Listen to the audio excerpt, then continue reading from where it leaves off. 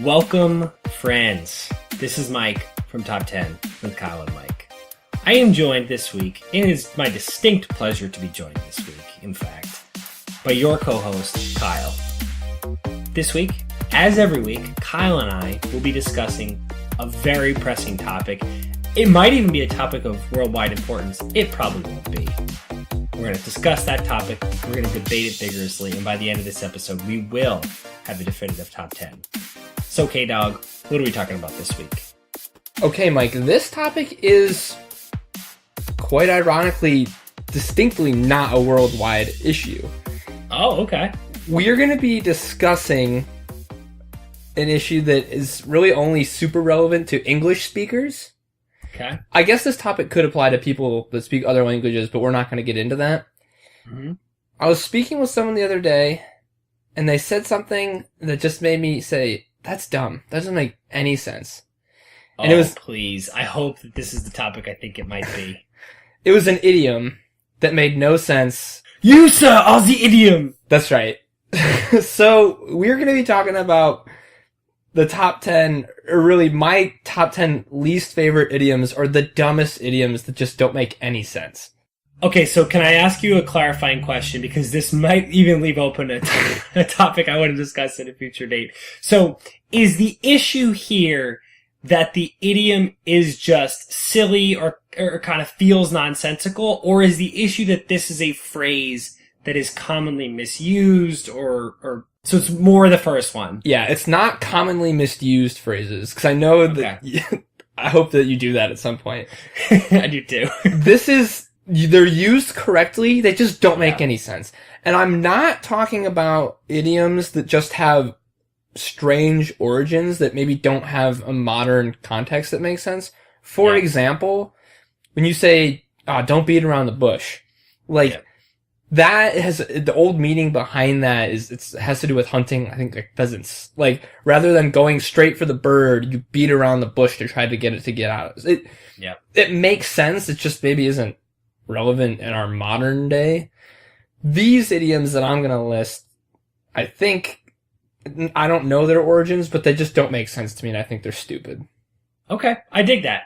And I hope and expect we will reveal our ignorance at a few points here, where we think that something's really dumb, and we will get a wonderful caller, texter, emailer, likely Quinn, to tell us that it makes perfect sense. I'm confident that half of these make perfect sense, I just don't know. Yeah. So, we can get right into it. Number 10, when someone says that they or someone they know can drink like a fish. Fishes don't drink water, do they? Yeah, that's an interesting point, because I guess that gets to the question of what drinking is, because is drinking the act of passing water through one's throat? Or is drinking the act of passing water through one's throat for the purpose of quenching one's thirst? In this context specifically, though, it's usually in reference to alcohol. Like, no one like chugs a bottle of water on a hot day and someone's like, that guy drinks like a fish. It has to do with alcohol, so... Well, we used to do that jokingly about ourselves. In general. Yeah. The other thing is, like, it's not like fishes swim around with their mouths open or just ingesting water all the time. They inhale water, like, they filter it through their gills to get the oxygen out of it. Mm-hmm. My sense is that fishes aren't, like drinking water all day long as they swim. I think that certainly... The issue with that is we're taking the human experience of passing water through our throats and putting it on the fish. Like, imagine yourself with your human breathing apparatus, how miserable it would be to go glug, glug, glug all day. Like, it would, depending on your perspective, be enhanced interrogation or torture, because it would be horrible. But for a fish, it's just like, it's just your day. I guess. I don't think that fish drink in the same way we do, and therefore this doesn't make any sense. No, I'm fully in support of this, and it's funny, this is unrelated as usual, but I'm sure you read this article. There's a cool article on that site we like called The Ringer about the Cape Cod Baseball League and announcers. I don't know if you happen to read that. I didn't catch that one. Yeah, it was a really interesting article. It was just talking about how it's like a finishing school for aspiring young broadcasters, and this whole list is probably going to kind of stick in my craw today because a big part of the finishing school for these broadcasters is just saying what happens. Yeah. It was like, just say what happens. And I think for this phrase, as much as any of them, drinks like a fish, is a drunk, is an alcoholic, if you're so inclined, suffers from alcoholism, whatever your thing is, like, parties too much, got a little wild. Like, there's a lot of other things that pretty directly say what this one is implying. Yeah, there are a lot of effective substitutes that are readily available for somebody. Yeah. Also, if someone really is drinking that much, like, maybe don't make light of it by saying they drink like a fish. I don't know. Yeah, and this is what I'm saying. Like, I think there's sort of the jokey version of that, which is like, dude drinks too much, or there's the so-and-so has a serious issue, we ought to address this. That's the avenue I suggest, personally. But yeah, drinks like a fish, that's even another layer to this. It makes light of something that's not that funny. So, that's number I'm with you. I'm all around with you. This is number one. This maybe needs to go up a little bit. That's a stupid-ass phrase. Alright, that's number 10. Soon to be higher, I guess. Excuse me, soon to be higher. Number 9. When you're talking about the relative value of something that's already in your possession, you might say, a bird in hand is worth 2 in the bush. Now, I totally understand the concept that something, for example, having cash now versus cash later, huge advantage. You can do a lot with that cash now. I get You're a finance wizard. You know I'm a finance guru, Mike, not a wizard. Guru, excuse me. Pardon me. The problem I have is not the concept, it's the conversion. Why is a bird in your hand worth precisely 2 birds in a bush? That seems like a lazy bit of rounding. That's a really good point. I think that's a common psychological fallacy, is to just sort of round to familiar numbers. But yeah, I think not only at this very moment is there a question of whether the bird in the hand is worth 2 in the bush.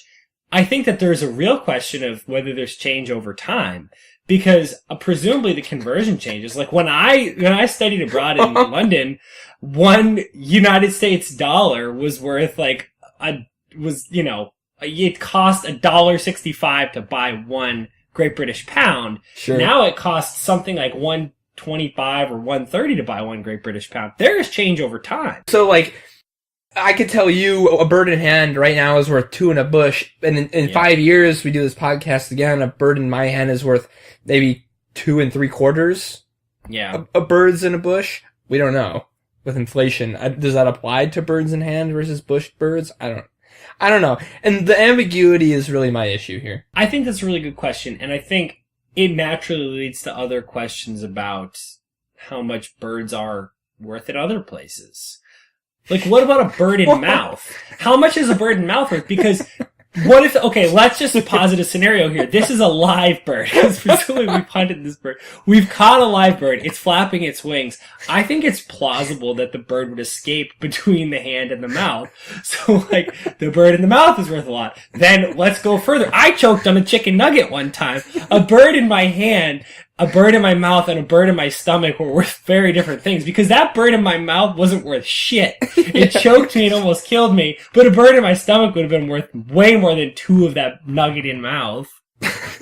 It is kind of funny. It's like a bird in your stomach is worth 5 in the bush. Like, maybe makes more sense, because I don't know why we're assuming that you've just stopped. You've grabbed a bird and you have it live in your hand, and you're right. It's unclear why we've stopped there.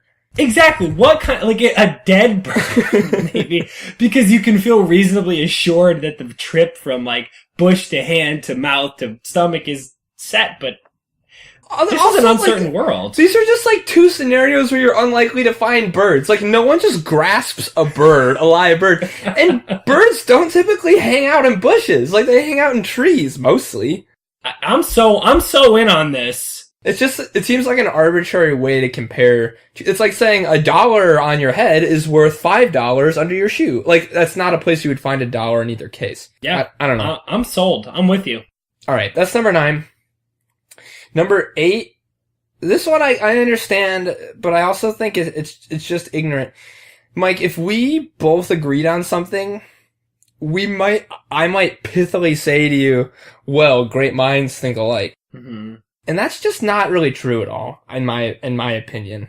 That's such a great, that's a really good point, because this could go back to one of our favorite pods, the useless school knowledge. Like, what is it that we're trying to instill? And if this is something we're teaching kids, holy shit, we're doomed. The great minds do not think alike. That should certainly not be the thing we're teaching. Well, to quote Mr. Ollivander, Yeah. the Dark Lord himself did great and terrible things. Terrible, yes. But great. But great. Undoubtedly a great mind, but certainly he thinks differently than, say, Albus Dumbledore. Yeah. Or I guess you could make the case, though, that, like, both, they think a little bit closer than you might think at first than glance. we might think. Whatever, we've both been reading a lot of Harry Potter lately. I'm just saying, like, a lot of different people accomplish greatness in their lives, and while they might have some things they do the same, obviously there's some common traits, such as drive and ambition. Typically, like, that doesn't mean you think in the same way. In fact, what makes people so great in a lot of different fields is that they're able to attack things with thinking about them in very different ways. Can I try to be smart here? I think I know something about science, and I need you to tell me if I do. Oh, Jesus. I know, we're going for it. Am I mistaken in thinking that Einstein's theory of relativity does not in any way jive with quantum mechanics? And there's, like, this major disconnect between the two prevailing theories of the universe? I'm not aware of that schism. We really need to bring on Mike for this. Yeah, we should have Mikey Mike. Let's operate under the assumption that I haven't just made this up. Okay. So that's what I think. So we're talking about two utterly different schools of thought produced by what are undoubtedly some of the greatest minds. Right. They think so not alike that they fundamentally explained the universe in ways that are so different that they cannot be reconciled, and yet everybody agrees that both of them are right. They've created mutually exclusive scenarios. Completely mutually exclusive, and yet everyone says both are perfectly right. Come on, people. Well, and on a less serious note, I mean, like, take some of the greatest movies we've ever seen. Like we love Grand Budapest Hotel. That's a great movie. So is The Godfather. But the people that made those movies don't think in the same way about anything. That's utterly true. And just, if Knocked Up taught me nothing, it's that you can have two different people can have very similar basic premises for their idea and execute them so differently. Just like Tombstone and Wyatt Earp, or Mr. Skin and Flesh of the Stars. Like, even when you're sort of swimming in the same pool, you can be totally different spots. I think that's the best way to prove this. Mr. Skin is probably the way to go. So that's number 8. Yeah. Number 7. Mike, if we had inclement weather and there was a lot of precipitation. Raining cats, no! You might even say it was raining cats and dogs. Yeah. I don't even know where to start with this one. I like to think of myself as somebody who's self-sufficient in, like, figuring out vocabulary and phrases. I've learned, like, a lot of stuff through reading British literature, and you say, oh, okay, chuffed. Like, yeah, I can kind of figure out what chuffed might mean from the context. I got no idea. This is where context clues reach the end of their use. This is, I don't know. This seems like a dangerous image to conjure up. Frankly, it's terrifying, because the last thing I would want to come out of the sky during a storm is a cat or a dog. I'd be alarmed. The only thing I can think of is if it was raining so hard that the noise it created made you think, like, there were cats and dogs outside. Maybe? I'm stretching here. That's the best that I've heard of. I guess that could be. If that's true, that's weak. Like, there are so many other ways you could describe inclement weather. It's raining buckets.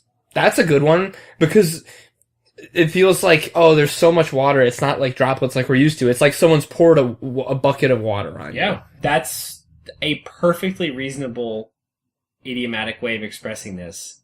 Yeah, I don't get it now. I don't have any idea where this would have come from. That's my best guess, and I just don't like it. I don't know. Is this one of the... Never mind. I thought it was... Isn't there an episode of The Office where, like, they try to get Phyllis to say a bunch of different phrases? Is this one of them, or am I making that up? I'm almost certain this is one of them, yes. Yeah. So, I don't know. It doesn't make a lot of sense to me. We don't have to beat a dead horse here. Ooh. Yeah. See, that one makes sense. That does. That's a great example. It's something that I think Dwight K. Schrute would identify with well. I know he's still working on his hamburger to go. I know Hammaker Schlemma says no, but... Okay. Yeah. That's 10 through 7. I have prepared a not top 3. My not top 3 are idioms that I think make a ton of sense. Mm-hmm. Number 3 is if you're kind of not focused on something, it's not on the forefront of your mind, you might say that thing it's on the back burner. Yeah, okay. Yep. That makes a ton of sense. When I'm cooking, the thing, the chicken or whatever I'm really focused on, it's at the front and I'm really focusing on it. My boiling water, my rice, it's on the back burner. It's further away. Yeah. I'm not really focused on it as much. Don't put me on the back burner. But I will say, in my instance, where I've got one of those electric stovetops, where I have different sized burners, I don't have that convenience. I wish I did. Because I often end up working over, like, a steaming pot to get to the important thing that is unfortunately on the back burner. But yeah, that's a perfectly reasonable and clear idiomatic expression. I'm with you. Makes perfect sense. Yeah, I like that. This next one, if I was trying to express that in an effort to avoid kind of stagnation, I was always trying to stay active, I might say that a rolling stone gathers no moss. That's a big one, you might say. And it makes perfect sense. They actually tested this one on Mythbusters, which was delightful. They did. That was delightful. It's the whole point of moss is that it's only going to grow on something that's stationary. So if the stone is in fact rolling, no moss shall gather. Yeah, I like that one. I also like the bald man's retort where he says, grass doesn't grow in a busy street. Mm-hmm. Like, it's taking that same expression and using it to defend against a physical condition that is often difficult on a man's self-confidence. Indeed. Yeah, and it makes sense practically speaking too. Like if you want to avoid kind of falling into a complacency, you have to keep going, trying new things, testing your comfort zone. That makes sense. Word. It's great advice too. It really is. Do you remember Trevor, who from our senior year? Yep. He used to repeat that all the time. Complacency kills. All the time. I really like that. All the time. It's good advice. He's a good dude. He is. Last one. If I were to say that I was not giving the requisite effort to give a full attempt at something, and I was trying to maybe do it... Going through the motions? Is that what you're getting at? I was going through cutting corners. And I can tell you, as a math expert, I know Lagrange multipliers, this kind of thing. You know it all. The fastest way between 2 points is a straight line. So if you were trying to get around a corner faster, rather than going to the end and then making a right angle turn, by cutting the corner, you would actually get there faster, but you wouldn't have rounded the corner as sufficiently as you might have. So that's very true. This expression makes a lot of sense to me. It's a good one. I like that. It definitely accords with our experience of getting across various quads where we always traveled along the hypotenuse. It was a very effective means of getting where we wanted to get quickly, but it also meant we didn't get to see as much of the quad. Precisely. Yeah, I like that. Yeah, idioms are like one of those things that when you hear them, you know it, and you're like, oh, I hear that all the time. Yeah. But, so I totally understand if you can't think of any off the top of your head. Oh, actually, I actually just thought one. On thin ice. Oh, yeah. That's a good one. I like on thin ice. It's very clear. You're on thin ice, Buster. You need to be careful. Yeah. Let's see, what else? Get the ball rolling is a good one. I kind of like the rolling, so like, get the ball rolling. Yeah, I get that. Yep. Yeah, those are a couple that I think work. Good. I think I don't think we've cut any corners on this not top 3. Oh. So let's move on to number 6 then, and just get out of there. Number 6, if I was to say that I was really into somebody, I was falling madly in love, I might say that I was head over heels for them.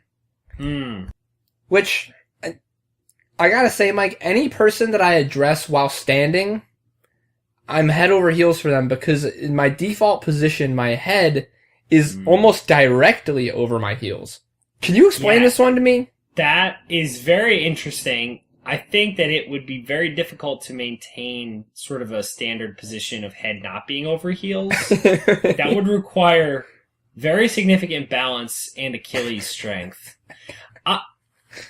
I'm not inclined to say that this is a sexual thing, but I do think there's probably an argument to be made that head over heels could be parlayed into some sort of sexual thing.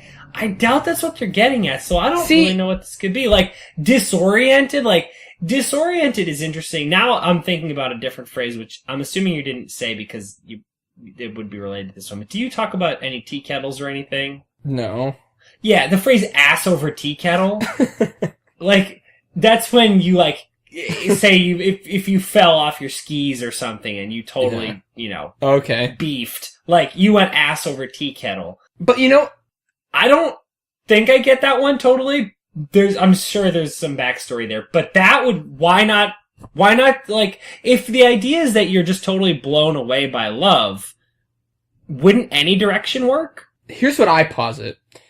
I would argue that if you just flipped this idiom, it would actually make a lot of sense if you said, oh, I'm heels over head, because you're so blown away that you've been blown over backwards, or you were so stunned that you fell forwards, and now you've done a somersault or a backflip or something, and your heels are somehow strangely over your head. I think that would make a ton of sense. And in that other scenario, ass over tea kettle, if we're willing to make the stretch that a tea kettle could be a substitute for one's head, if you fall off your skis, your ass might in fact be over your tea kettle or your head as you flail about. Interesting. So your issue isn't so much that the phrase implies just general directionlessness, / chaos. Your issue is more that the specific direction that they've chosen makes no sense. Well, saying head over heels doesn't imply, I'm confused about my direction, because almost always my head is over my heels. So, blown away, bowled over, ass over tea. Anything is fine with you so long as it's not a standard human walking position. The default. Even if you're sitting, even if your legs are now a little bit in front of you and your head is not directly over your heels, vertically speaking, it's still over them. That's definitely true. And even from the front to back sort of plane, your head is going to be over your heels pretty shortly. If it's not right now, I promise you it will be shortly. Right. So for me, the way you would use this phrase is I walked into that situation and, honestly, it was pretty much exactly as I expected it to be. I was head over heels. Yeah. I was in my standard situation. You're right. Your head is generally over your heels in kind of all planes that matter. That was my problem with that one. Yeah, I wouldn't have thought of that, but I think you're right on. All right, number 5. If I were to say that the act of stashing away something of value and making the argument that was just as valuable an act of going out and procuring something new of that thing, I might say that a penny saved is a penny earned. So you're gonna go after my boy, Silence Dogood here? Listen, I'm a Frank fan as much as the next guy, but I just... this is the identity property. A penny saved is a penny saved. And a penny earned is a penny earned. You're a finance guy. Maybe you can explain this to me in a little more detail. In order to save a penny, I have to earn it first. These things happen in sequence, right? That's interesting. So I think... Well, let's start here. There's you could theoretically save a penny which you have not, in a strict sense, earned. You could win it, you could be gifted it. There are other things, and I think behavioral finance will tell you that you will act differently if you win the money or are given the money than if you earn the money. So, theoretically, the way you come into the money could make it so that it is not exactly the same as a penny saved. So I think that that's a possibility. But in this case, the point about the penny saved is a penny earned, they're not, because they can be sequential, they're not either or. I think that's the fundamental issue that you're getting at, is you save the penny after you earn it, sure. There are other options for why you could be saving a penny, but there is no situation in which the option is to save a penny or to earn a penny. Right. Yeah. So I think that's the fundamental issue. They're not either or. So if you said a penny won is a penny earned, okay, I think you're wrong. I think pretty much all of behavioral finance would tell you that you're wrong. But at least those two are options. Saving a penny and earning a penny, they're different things. You're right. This is dumb. I never thought of this. I get the fundamental point that our friend Franklin is trying to convey to us. I get the gist. I get it, and I'm sure it helped many an American frontiersman or woman in promoting thrift in their families. Now, but it's foolish. I wonder if what he meant to say was a penny invested is a penny earned. Because you can earn pennies on an invested penny, if I'm understanding finance correctly. I think really what he's trying to say is if at the end of the day you have one penny, regardless of how you got it, yeah, that's true. Maybe not in those days. I don't know what the conversion was, but because unlike a bird in a bush, it changes over time. But I think that what he's saying is if at the end of the day you have one penny rather than zero, that's better. But I think what he's fundamentally neglecting is that you're earning the penny, you then save it or don't save it. You don't either save it or earn it. Right. Yeah, you're right. Thank you. Yeah, dumb one. That's a really dumb one. I was worried that you were going to be like, Kyle, you ignorant buffoon! And then you were going to explain to me how saving pennies is earning pennies, and I'm glad. No, having one penny is always the same as having one penny. I get that piece of this formula. But earning versus consumption are not the thing. It's either you consume it or you save it. So. Or you invest it, I suppose. But you never choose between earning and saving. Yeah, dumb. Thank you. Yep. That brings us to number 4. Mm-hmm. Now, it's another rain one. So, if I was saying, it's kind of like saying feast or famine, mm-hmm. which I guess in conjunction with this is pretty stupid. The basic idea is that when something occurs, a lot of that thing is going to occur. I don't, when it rains, it pours. Yeah. First of all. Yeah. That's just not true. I think I'm excited for what your second of all is, but I don't think it's necessary. This is just not true. You're right. I shouldn't have started. This will be a good one for improperly used grammar in your pod because I don't have a second of all. I don't need one. Yeah. There is no need. That's when it rains. Sometimes it doesn't pour. Sometimes it just rains. There are actually words that describe when it rains only a little bit. Like, oh, it's drizzling. Drizzling, sprinkling, misting, spitting. Some people even say spitting. Misting? There's an entire thesaurus here of words that can describe situations when it rains that it does not pour. You know how, lightly culturally insensitive teachers from the 90s loved to say that Eskimos had 30 words for snow? That's the same thing. The English language has 100 words for rain. Our language comes from a land where it's always raining. Talk to some asshole living in Stratford-upon-Avon in England. They don't think that this is true. They invented a trillion words to describe the different forms of liquid precipitation. This one's just stupid. But, to be fair, though, sometimes when it rains, it pours. That would be a great way to do this. If you could... That would actually be a fun pod. How to fix each of these with one word or fewer. Like, the one word or fewer, the fewer is just scratch it out. It has to be stricken from the record. The one word is sometimes. So when it rains, it sometimes pours. Yeah. Or in front. Sometimes when it rains, it pours. Yeah, I actually like that better. Like, this is utter foolishness. Okay, that was number 4. Yeah. Which means it's time for some honorable mentions. Yeah. I didn't have a ton.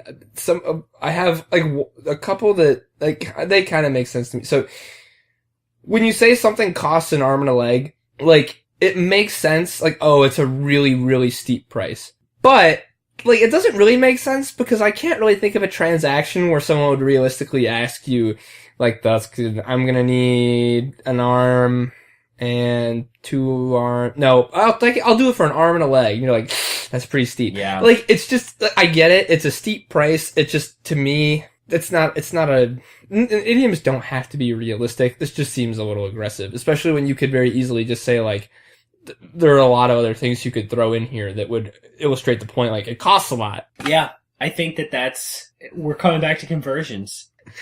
There's a question of the relative value of these things over time. Like, think, for example, like, an arm and a leg. Like, if you were a laborer in ancient Egypt trying to build the pyramid, like, your arms and legs are really the only currency that you possess. And so to say something costs an arm and a leg, it's worth an awful lot. But like, if you're a modern person who works primarily on a computer, like, your arms and legs are worth an awful lot less than they used to be. That's true. And a bummer. But like, I think even in today's modern society, if I were asked to expend 1 arm and 1 leg, I'd still consider that a very high price for whatever it was I was trying to get.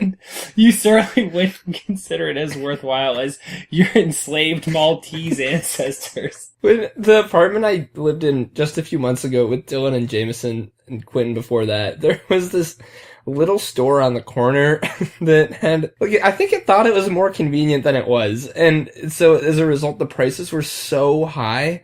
And he would always joke that if we like needed milk for something, like, oh, we gotta run over to the testicle mart because that's what it costs to get anything is 1 testicle.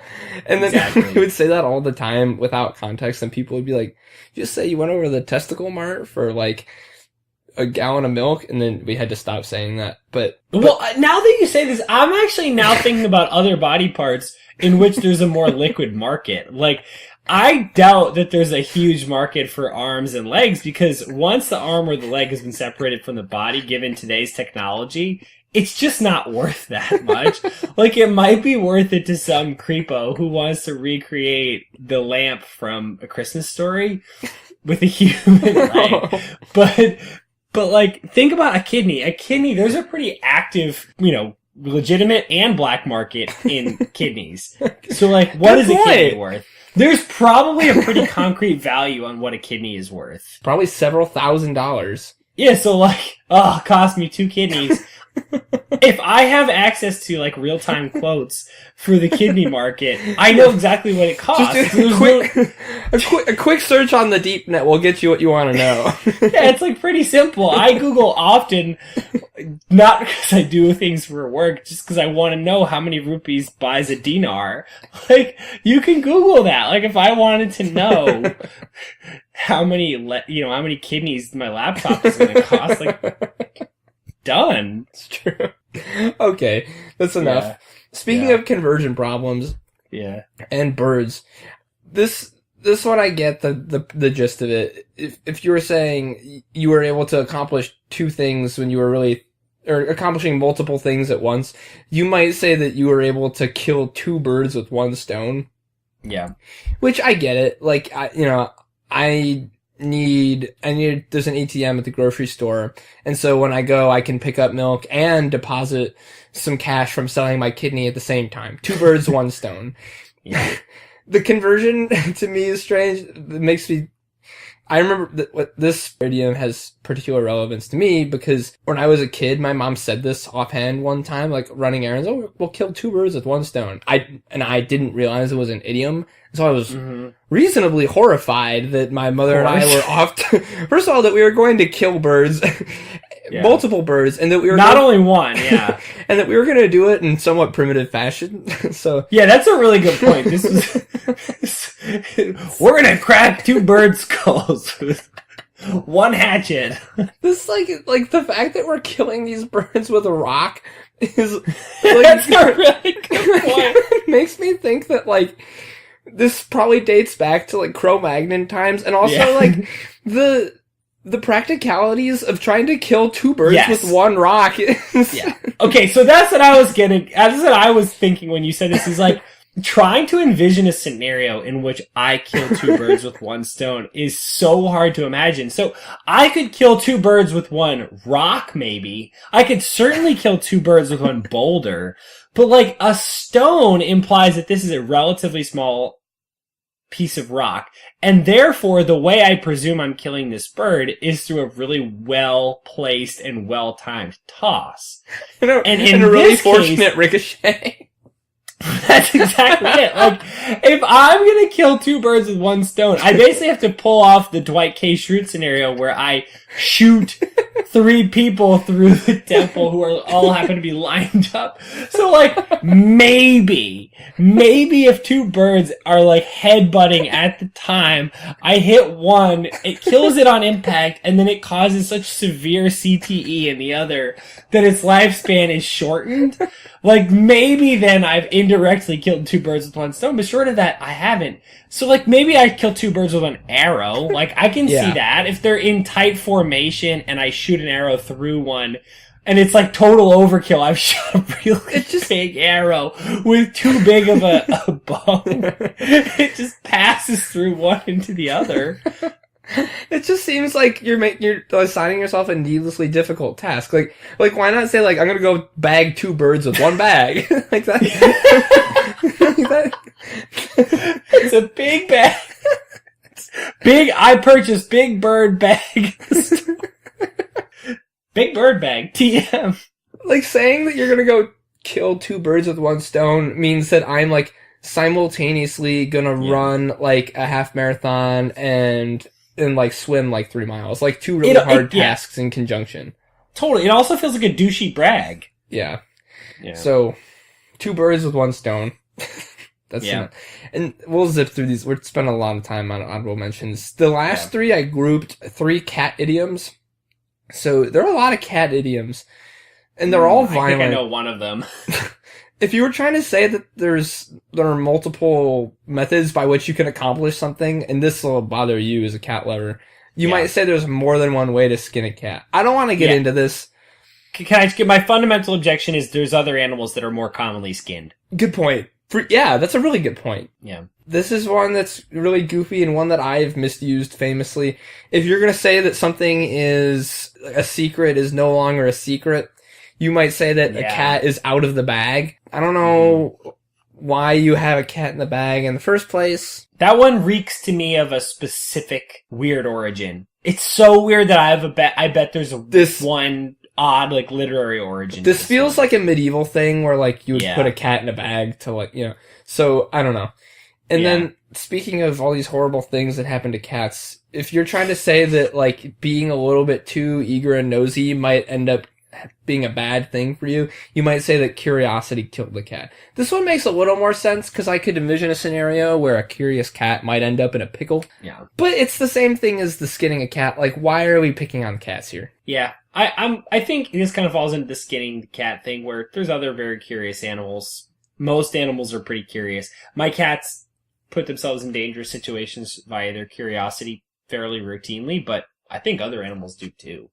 I saw a whole family of deer just like nosing the ground right at the side of an interstate highway the other day, like just checking it out. I would say the most curious animals are probably the ones that you see dead a lot on the road. Because I think this idiom is true, but like by that logic, you're like, well, curiosity killed the raccoon or like the possum. Yeah. Yeah. So anyways, that's enough talking about dead animals for one podcast. Yeah. Those are my honorable mentions. Yep. Let's move on to number 3. This one, I wonder if other people will agree with me on this one. If you were going to say that there's something you received that is a bonus on top of what you were already expecting, you might say that it's just icing on the cake. And my quibble with this is that, for me personally, and I think a lot of people, the icing is like the only reason I'm there for the cake in the first place. Like, it's not like I'm jazzed to be eating cake and I'm like, oh, and there's icing. It's like, hey, check it out. There's a bunch of fucking icing here. And like, also like, because this is cake, there's some cake here too. Damn. Well, what I think is interesting about this phrase is that there are cakes that don't have or need icing. Like, I made my sister a pound cake recently and it didn't have any icing because it was a deliciously moist recipe to begin with. Mm.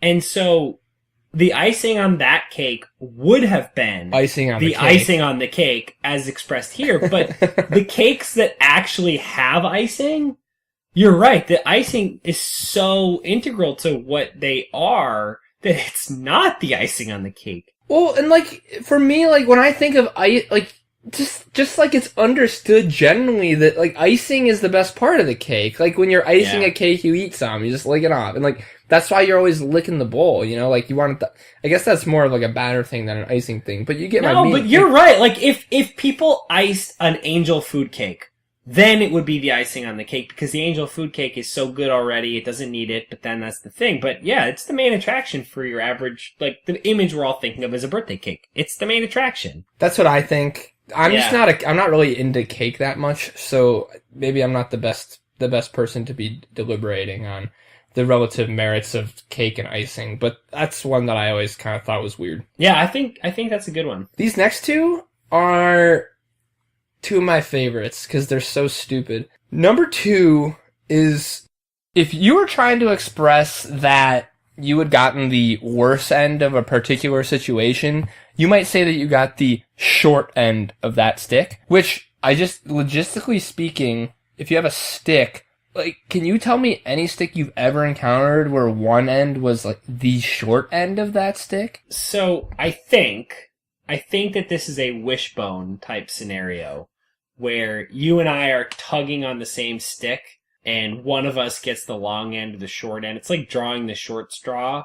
I think that that's where this comes from. So like we happen to come across a stick that has like a bend in it and there's a long end and a short end and we try to pull it apart. Or it could be a regular old stick and we just snap it and one of us gets whatever end ends up being longer. I think that this one is, I see what you're saying, and if I'm making what I'm saying up, then it makes no sense, but I think what I'm saying is accurate. It makes sense that you would need to do something to physically alter the stick, because a stick, as it is in my head, is just a stick, and has two ends that are connected, and so you can't have a short end. I never realized that it's implied in this scenario that we have, like, some kind of broken stick, in which case, I guess that makes sense. But, I don't know, this one's never made much sense to me. Maybe this is a personal bigotry, and most people understand this, and I don't. The reason this came up is because someone at work, I don't remember who now, said that they got the shit end of the stick. And I was like, that's not the phrase, but I like that so much better, because, like, if there was a stick and one end was covered in shit, like, that is not the end that you would want.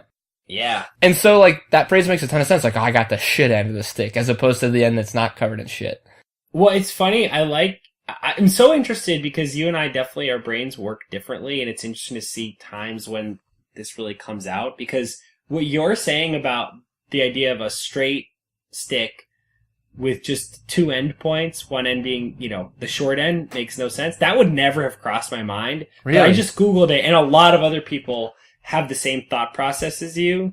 It actually looks like what it might be is not what I was saying. That the fact is the original phrase was the wrong end of the stick. Okay. Meaning, like, somebody whacked you with a stick, and it was the wrong end to be on the business end of the stick. Yeah. And it slowly morphed into people saying the short end of the stick because they were using short as like somewhat synonymous with wrong or bad end of the stick. Okay. If you told me you don't want to be on the end of the stick that's getting swung at me like I'm going to get hit with it, that makes total sense.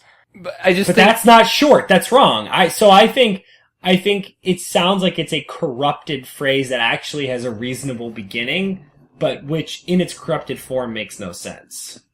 Fantastic. Yeah. So, it's just... Yeah, that's really good. And I think it not only is a fun, dumb phrase, it nicely illustrates the way this shit happens. Yeah. Like, this is the transformation of a reasonable phrase into an unreasonable one. Well, another brief example of that, I don't think this will come up in your one because it's so obscure, but when people, if you have two things that look a lot alike, you would say it's a spitting image. The actual phrase is spit and image. Yeah. Which is like, you would never like, no one would ever say that and you'd be like, oh, you're using that phrase wrong. That's not the phrase anymore. Now it's spitting image and that's just what it means, but it's kind of cool to see how it evolved over time into that. Yeah, there's another one that's pretty similar to that I want to mention on the pod. That's pretty similar. Sorry, you did know that and I totally stole it from you. We'll cut this. No, that wasn't going to be one of them. There's a similar something like that. Okay, cool. Yeah. Number one, anytime anyone says that, I do become a douchebag and I do point it out and be like, oh really? Did you actually mean this? Because it makes no sense to me whatsoever. Number one, if you were trying to express that you got a really, really good night's rest, you might say that you slept like a baby. Which, to me, that sucks. If you slept like a baby, that means you woke up several times, you cried, you were hungry, you maybe shit yourself. Like, you woke up and just, like, you were just in the worst possible mood. You didn't know where you were, couldn't find your mom. You had a really bad night in general if you slept like a baby. I really don't, I'm not a huge fan of that phrase, especially because the adjacent phrase, oh my god, I slept like a log, or I slept like a rock, both exist, and those don't make a ton of sense either, but it makes more sense. You slept like an inanimate object. Because I think in those cases, you're not saying that you slept as a rock does, you're saying I slept as though I were a rock. As though I were inanimate. Yeah, and this phrase, I actually don't even think we need to explore this one too deeply. It's so fundamentally dumb, and you're so fundamentally right. My sister and brother-in-law just had a baby 4-ish weeks ago. That kid doesn't sleep in a way that I will envy ever. Right. He sleeps like shit. He's a baby. Yeah. That's what he's supposed to do. And it's true that some babies are good sleepers, but it's such a rarity that, like, when someone has a child, they'll be like, oh my god, he's such a good sleeper. And you'll be like... It's always remarked upon. Exactly. And then the person you're talking to is like, oh my, thank god. Because, most babies wake up and poop and yell. Oh, you got through the night? Right. Exactly. That's a milestone when your child starts sleeping through the night. Yeah. So, that's all I wanted to say about that. That's my least favorite idiom. I hate when people say it. I don't think it makes sense. I'm down. So those are my top 10 stupid idioms. Yeah. And like I said, I know it's tough to think of some, but do you have any that you might want to throw on here? One that I think is really dumb is cool as a cucumber. I get it. A cucumber is traditionally eaten cold. It's often chilled.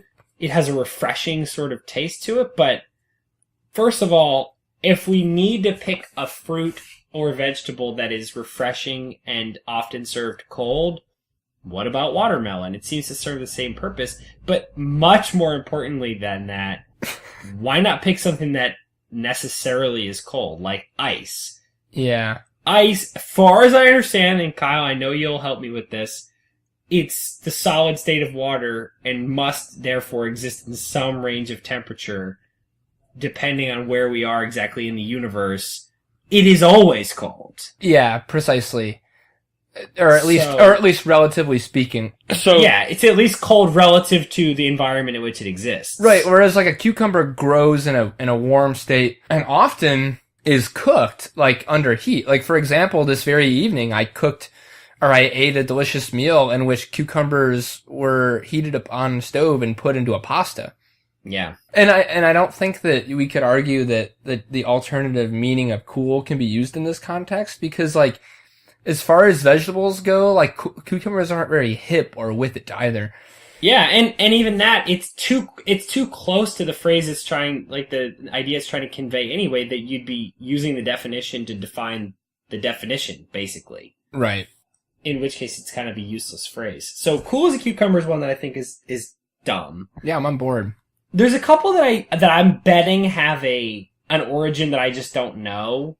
So, like, Bob's your uncle. I bet that has a phrase that I just don't know about. It seems really dumb, but I bet it has an origin. It feels like one time somebody was explaining to somebody, like, a series of events, and logically it followed that Bob was his uncle Bob. Yeah. Yep. And then someone heard that and thought it sounded great. If I had to bet all my money on that's probably how it came about. Yeah, I agree with you there. I hate skin of your teeth. That's a common one that people say.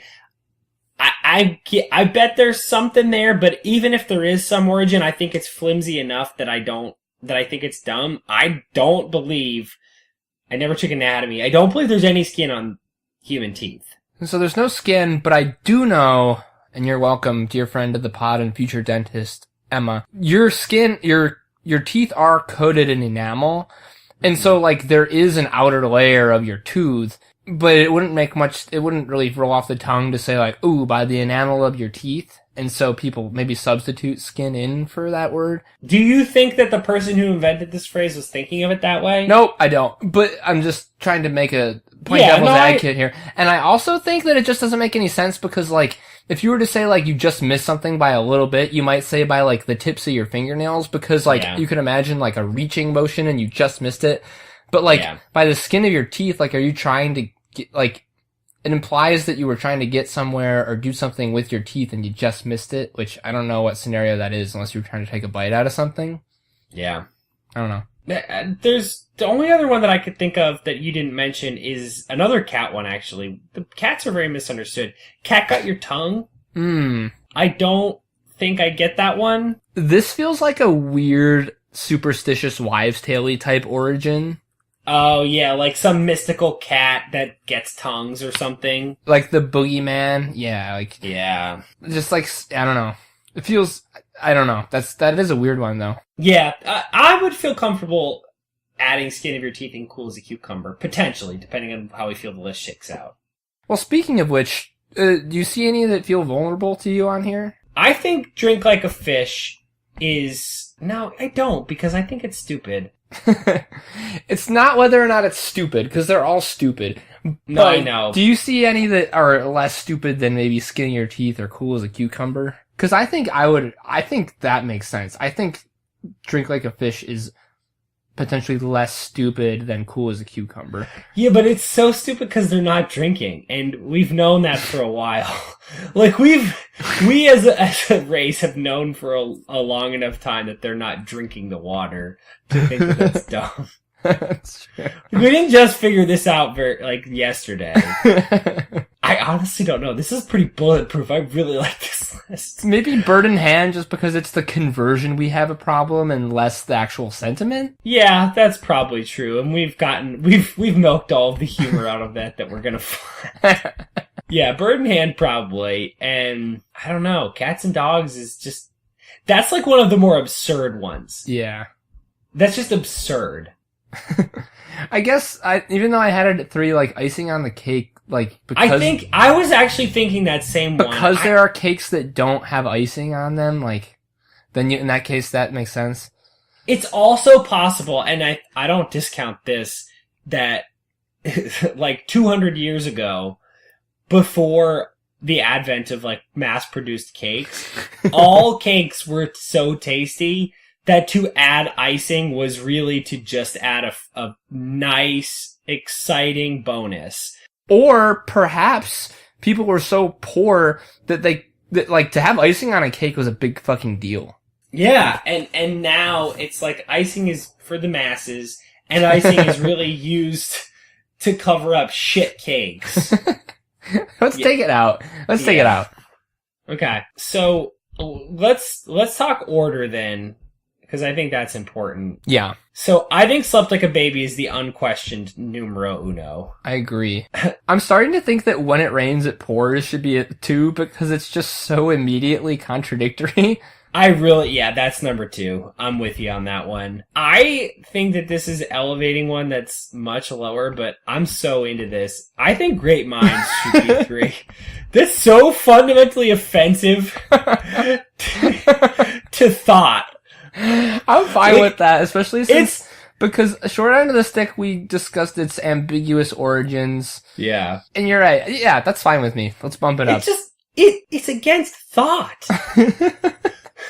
Thought is important.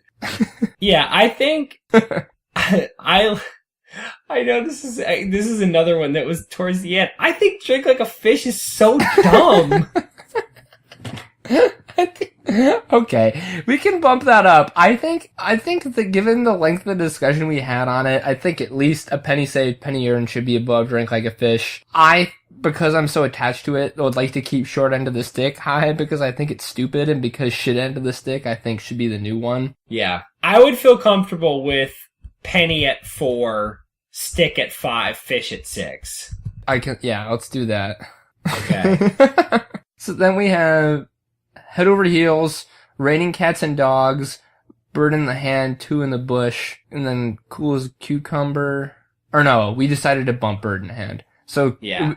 Cool as a cucumber and skinnier teeth. I think head over heels is 7. I love that one. I do too. Okay, and then how would you feel about raining cats and dogs? I like less than cool as a cucumber. Yeah. What do you think about cool as a cucumber 8, cats and dogs 9, and then skinnier teeth 10?